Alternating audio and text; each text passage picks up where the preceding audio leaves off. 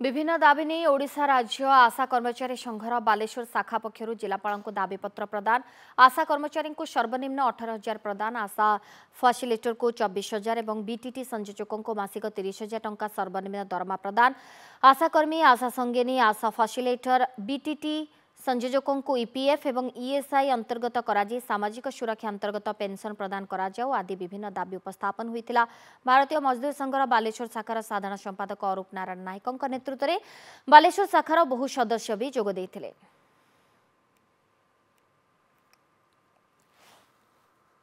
आमर गत मार्च 2-3 रे हेतला ऑल इंडिया विश्वस्तरीय सम्मेलनी से आमर ऑल इंडिया थ्रू रे कि हेतला सिद्धांत करा जायतिला।